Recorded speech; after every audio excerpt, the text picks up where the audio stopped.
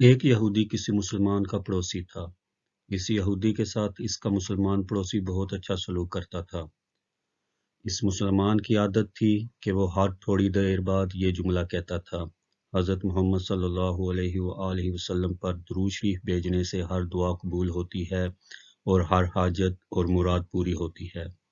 جو کوئی بھی اس مسلمان سے ملتا وہ مسلمان اسے اپنا یہ جملہ ضرور سناتا، اور جو بھی اس کے ساتھ بیٹھتا اسے بھی ایک مجلس میں کئی بار یہ جملہ مکمل یقین سے سناتا تھا کہ حضرت محمد صلی اللہ علیہ وآلہ وسلم پر درود شریف بھیجنے سے ہر دعا قبول ہوتی ہے اور ہر حاجت اور مراد پوری ہوتی ہے۔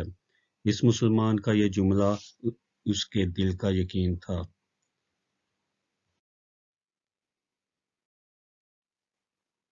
یہودی نے ایک سازش تیار کی تاکہ اس مسلمان کو ذلیل اور رسوا کیا جائے اور درود شریف کی تاثیر پر اس کے یقین کو کمزور کیا جائے اور اس سے یہ جملہ کہنے کی عادت چھڑوائی جائے۔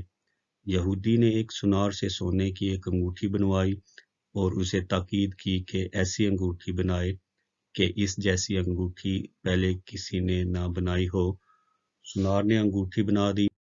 وہ یہودی انگوٹھی لے کر مسلمان کے پاس آیا۔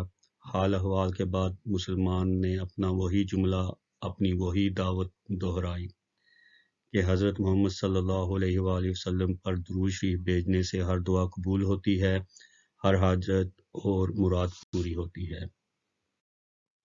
یہودی نے دل میں کہا کہ اب بہت ہو گئی، بہت جلد یہ جملہ تم بھول جاؤ گے۔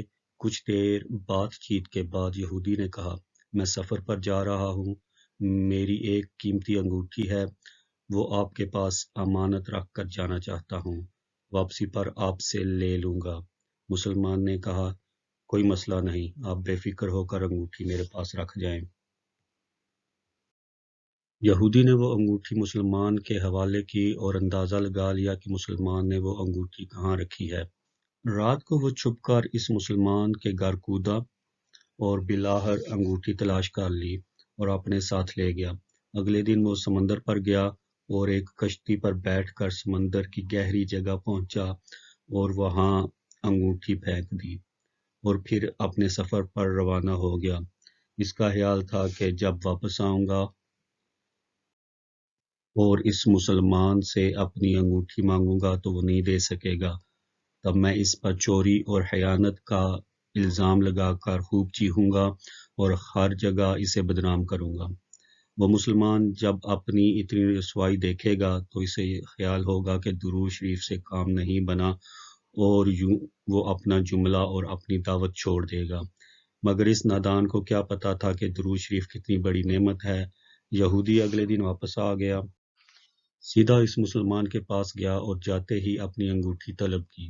مسلمان نے کہا: آپ اطمینان سے بیٹھے، آج درود شریف کی برکت سے میں صبح دعا کر کے شکار کے لیے نکلا تھا تو مجھے ایک بڑی مچھلی ہاتھ لگی ہے۔ آپ سفر سے آئے ہیں، وہ مچھلی کھا کر جائیں۔ پھر اس مسلمان نے اپنی بیوی کو مچھلی صاف کرنے اور پکانے پر لگا دیا۔ اچانک اس کی بیوی زور سے چیخی اور اسے بلایا۔ وہ بھاگ کر گیا تو بیوی نے بتایا کہ مچھلی کے پیٹ سے سونے کی انگوٹھی نکلی ہے اور یہ بالکل ویسی ہے جیسی ہم نے اپنے یہودی پڑوسی کی انگوٹھی امانت رکھی تھی۔ وہ مسلمان جلدی سے اس جگہ گیا جہاں اس نے یہودی کی انگوٹھی رکھی تھی۔ انگوٹھی وہاں موجود نہیں تھی۔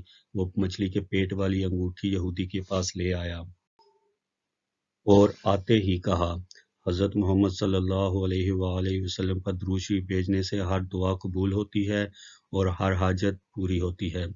پھر اس نے وہ انگوٹھی یہودی کے ہاتھ پر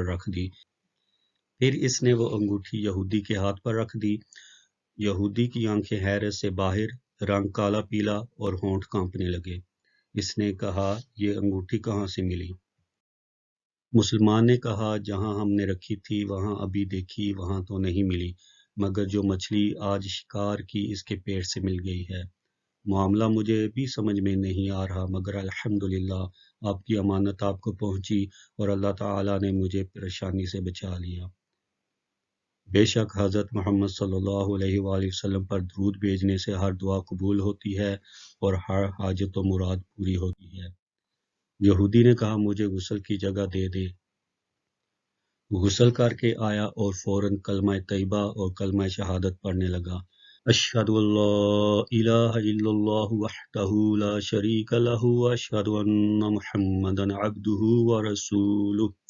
وہ بھی رو رہا تھا اور اس کا مسلمان دوست بھی، اور مسلمان اسے کلمہ پڑھا رہا تھا اور یہودی یہ عظیم کلمہ پڑھ رہا تھا۔ جب اس کی حالت سنبھلی تو مسلمان نے اس سے وجہ پوچھی، تب اس نو مسلم نے سارا قصہ سنا دیا۔ مسلمان کے آنسو بہنے لگے اور وہ بے ساختہ کہنے لگا، حضرت محمد صلی اللہ علیہ وآلہ وسلم پر درود شریف بھیجنے سے ہر دعا قبول ہوتی